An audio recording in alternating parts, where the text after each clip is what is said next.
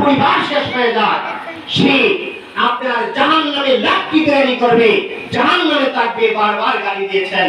কিন্তু সে আবু লাহাব যখন আমার রাসূল এই পৃথিবীতে আগমন করবে, এর পূর্বেই আপনার নির্ধারণ করেছেন, সিদ্ধান্ত নিয়েছেন, এই যুগে যখন মহিলা হতো তখন জীবিত আপনার বাবা কি করতেন, কবর দিয়ে দিতেন, চুলের মুড়ি ধরে পা দিয়ে লাঠি দিয়ে কবর খনন করে তাদেরকে কবরের মধ্যে শোয়াই দিতেন।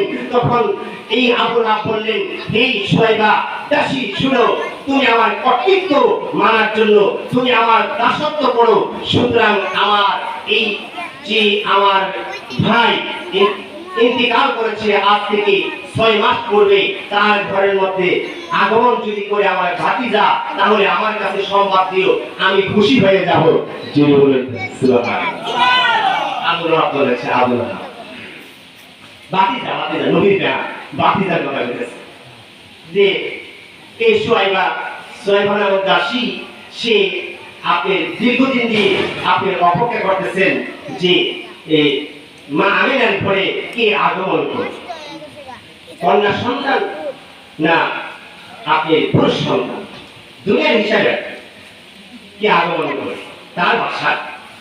তখন যখন আমার নবীজি আগমন করেছেন, সুয়াইবাকে আবু লাহাবকে সংবাদ দিচ্ছেন, আবু লাহাব, তোমার এই আব্দুল্লাহর ঘরের মধ্যে, মা আমিনার ঘরের মধ্যে যিনি আগমন করেছে তোমার ভাতিজা, আমি দেখেছি যে এমন সুন্দর এই পৃথিবীতে আর কোনোদিন আমি দেখি না,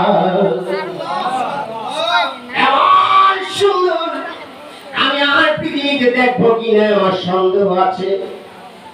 আবু লাহাব শুনে তিনি আগমনের সাথে সাথে তিনি রব্বি হাবলি উম্মতি বলে বলে কাঁদতেছে, সুবহানাল্লাহ।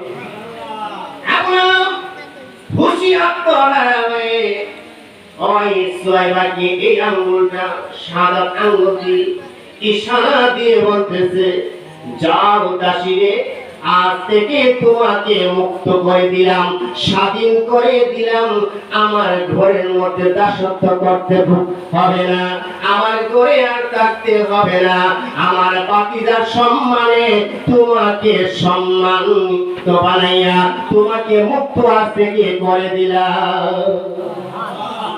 আরে কে মুক্ত করে দিছে? আবু লাহাব। কে? আবু লাহাব।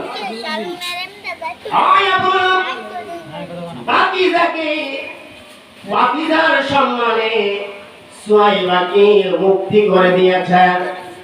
আবু লাহাব নবীজিকে শেষ পর্যায়ে অনেক কষ্ট দিয়েছে, নবীজিকে আঘাত করেছে। নবী যখন সকলের কাছে গ্রহণযোগ্য হয়ে গেলেন, তাওহীদের বাণী যখন পৌঁছে দিবে, আমার রাসূল দাওয়াত করলেন সাফা পর্বতের নিকটের পাহাড়ের মধ্যে। বংশের লোকদেরকে দাওয়াত করার পরে আবু লাহাব গেলেন, দাওয়াত করলেন, চাচা আমি আমার নিকটের লোকদেরকে দাওয়াত করার জন্য আমি নিয়ে এসেছি, দাওয়াত করে। চাচা কি শুনেন, আল্লাহ রাব্বুল আলামিন আমাকে নবী হিসেবে পাঠিয়েছেন, শুধুমাত্র বলুন লা ইলাহা ইল্লাল্লাহু মুহাম্মাদুর রাসূলুল্লাহ।